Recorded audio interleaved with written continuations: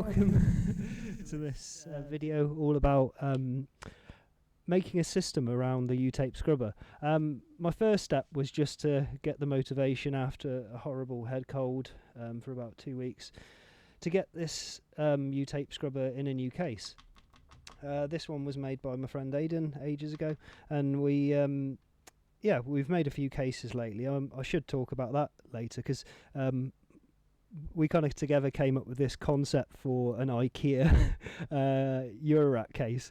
My room's overkill with this IVAR racking stuff, so we made a system to go in that. But anyway, this is a more friendly one for doing the videos with, and so I transferred that the uTape scrubber I showed with these new expanders, and I started thinking about, well, what would I want in here? I put some controls, which I did have the music thing modular control in here for a bit, but I'm just wrestling and playing with different ideas. What I really like about that module is it's got, if I bring that up, it's got this change output, which has really given me a new way of thinking about like the uTape scrubber. This is quite tactile, and it would be nice if it span and you had some kind of haptic feedback, but I've got to be realistic about what I can actually do. But what was really cool about this is if you changed the knob, you would get just the difference between what your starting and your end voltage, and this had the feeling like you're moving the tape. So if anyone's got one of those, try that on your CV input on the uTape scrubber. It kind of feels like it's not like an endless encoder like this one, or an endless potentiometer. I don't think there's such thing, sorry, but you know what I mean. It's not like it won't keep going round, but it's playable. You can scratch the tape and kind of really fine tune in once you've got these bearing ones that are going to be out next year. It's super precise for dialing into like syllables and different bits and bobs. But yeah, what did I want in the system? Some controls. I've put some inputs, some my intercom mic, and something cool to mention today. I'll just take it out for a second. Hopefully this isn't going to be really horrendous. 2 seconds. So I found a new mic, which I think is the perfect kind of one for the intercom mic. I'm just going to show it now. It's called a newer. Give me a sec. I think it's a newer 81 or something. It's like a shotgun style electrac, condenser mic style.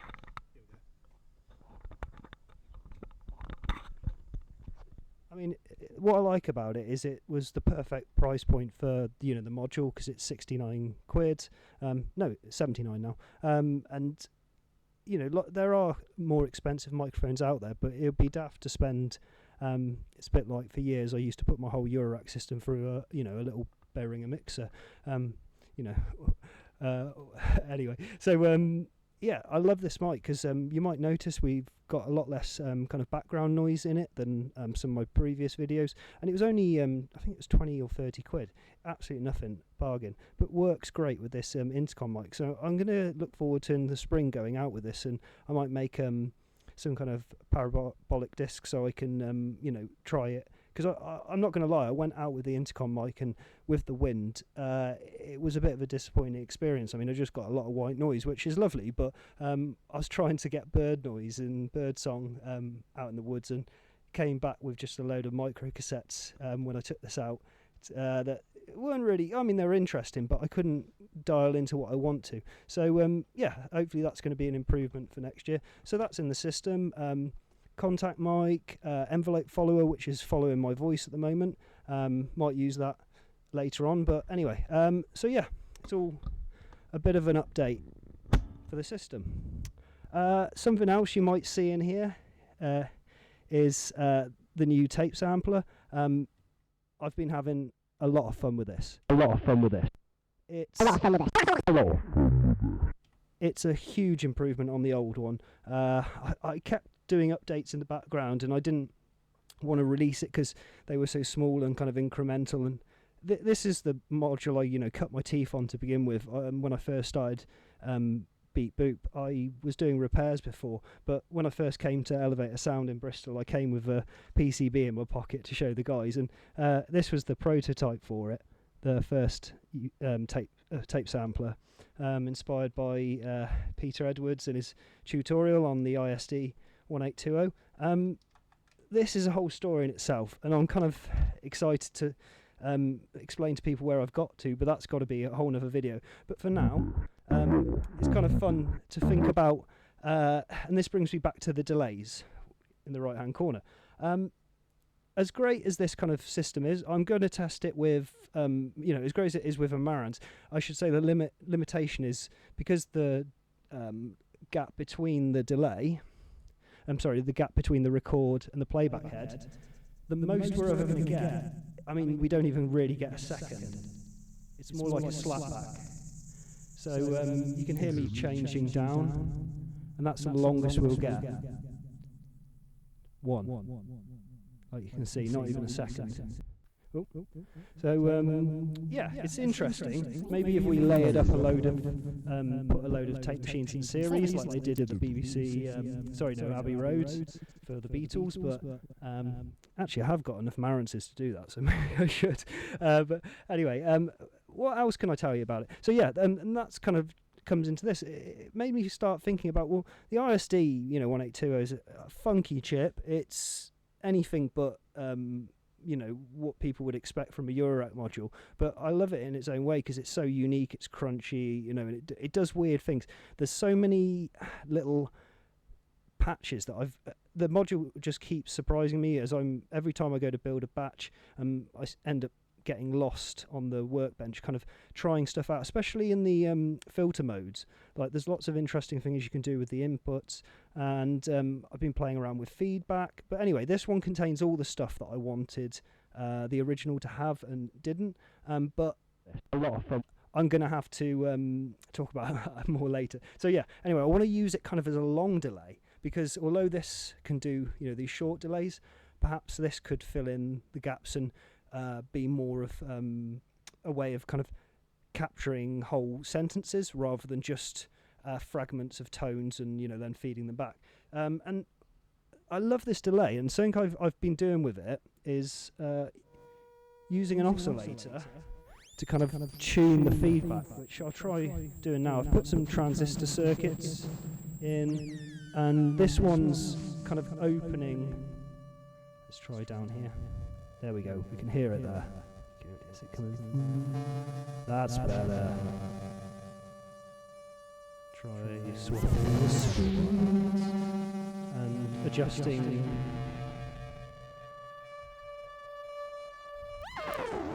So what I'm doing there when you hit the big change is swapping the speed from normal to low, and then we've also got this awesome EQ in the mix, which is going to shape the feedback. So there's a send and return. Let's get rid of that for a second, this CV, so we can just hear a bit more of what this is actually doing. So if we get the delays going, and we'll be able to hear now it's going to change the tone of the feedback. There we go. Can make it super grungy down there. So I mean, this is something that needs to happen. I've got to make a CV filter bank for controlling feedback with tape systems, and this was designed originally, it's kind of funny, all the things I'm trying to do at the moment, and I seem to find every way possible to kind of not finish what I'm actually supposed to be doing, and I ended up finding these old PCBs for something I called the real delay, in a box underneath loads of other stuff when I should be finishing other stuff off. And I looked at the PCBs, and there was some really janky kind of V1s, but there was even a V2. And I'd completely forgotten doing it. So I built it up, and lo and behold, it worked. Here it is. The only thing that's like, I spent a day adjusting the levels, and I'm really happy with it. I've got it kind of set so that if we send a modular signal into it, the send from the phono, because that's how we kind of hook it up with this Marantz, through the phono connectors. The send from the module will, register as about -4 dB, giving us lots of nice headroom.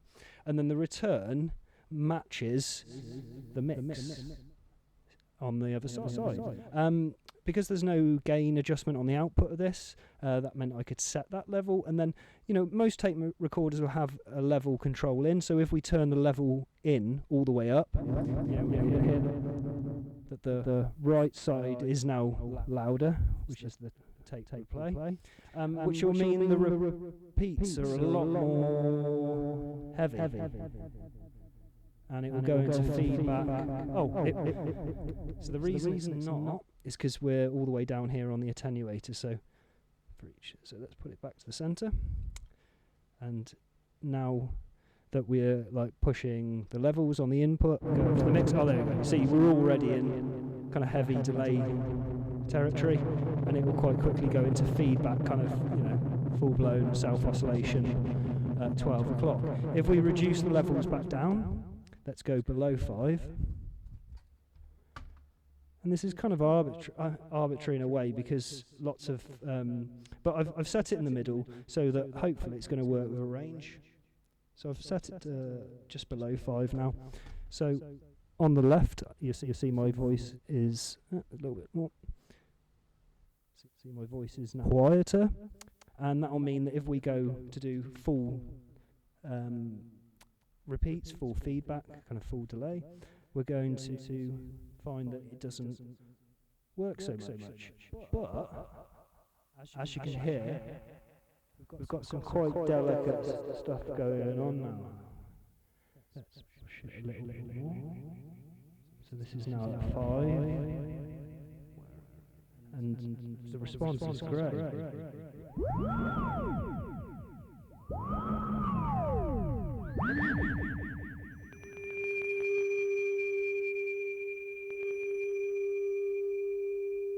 There's also a output gain, and there will be a LED that goes from green to amber to red.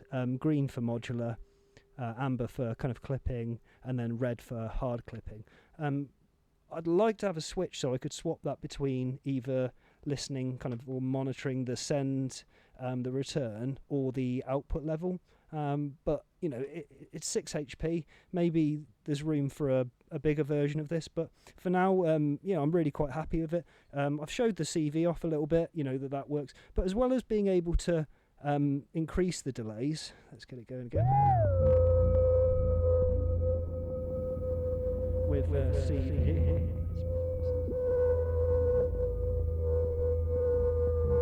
Very Delia Dark shot that, I like it. We can also kill the feedback. So if I bring the CV down and turn the feedback up, and now we're tuning it again.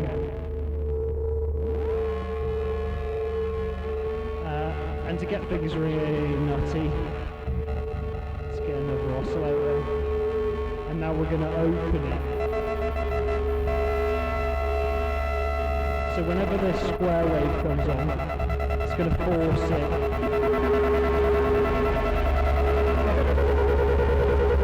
That's actually a modified one.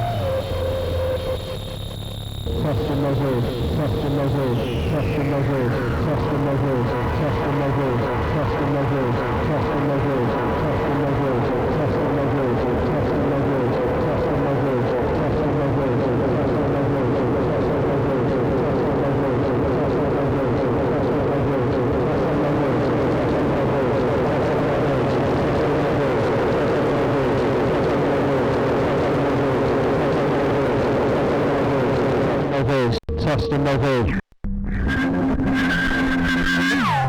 Ah, there we go. Sorry for the madness. Doing my best. I think maybe the cold's still lingering. But yeah, kind of interesting. Something else I should note, this should work with any freehead tape machine. As long as it's, you can always get a phono adapter, if it's not phono, but you just need a tape machine that's got a record head and a playback head, because what that'll enable you to do is monitor what you're recording and then send it back to the input. Something that I've done to mine, which is a little bit special, is tape machines normally will lock the pitch at centre when you're recording, but I've modified mine so that when we're in record, let's get this going. Heavy. Let's bring that back down.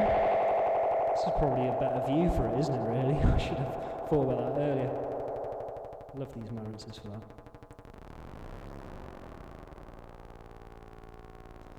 So yeah, let's get rid of all that nutty mental modulation, and you'll see now that as I'm moving this, it's affecting the delay length, and if we bring the levels up and bring the repeats or the feedback down, we can start to get different effects.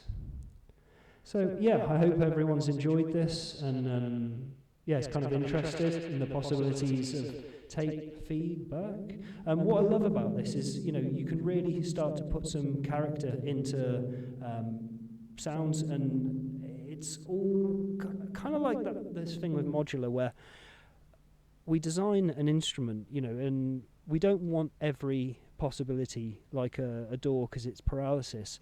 The limitations kind of steer us, and I don't know what. Oh, I've got something cool to talk about. I found this tape. Where is it? And I had to fix it, so it wasn't originally in this one.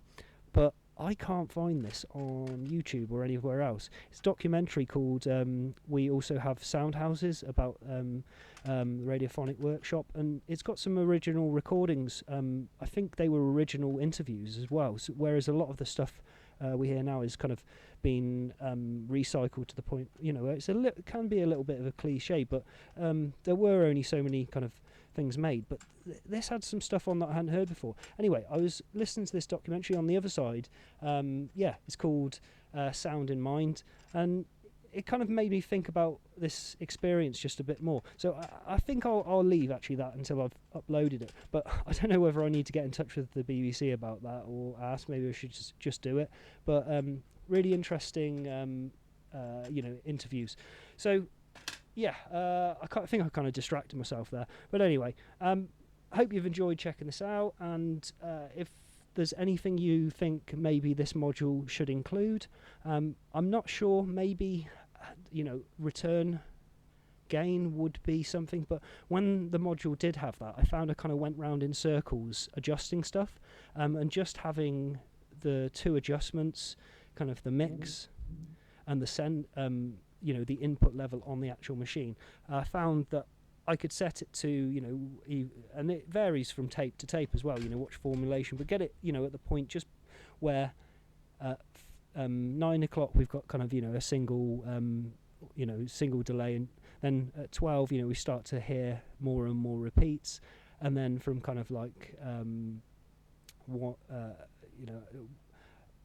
o'clock, onwards, we start to hear, just ridiculous feedback. Went a bit tired there. So yeah, thanks for checking this out, and until next time, peace, love, and tape loops. Bye now. Fantastic, Jack. Well done.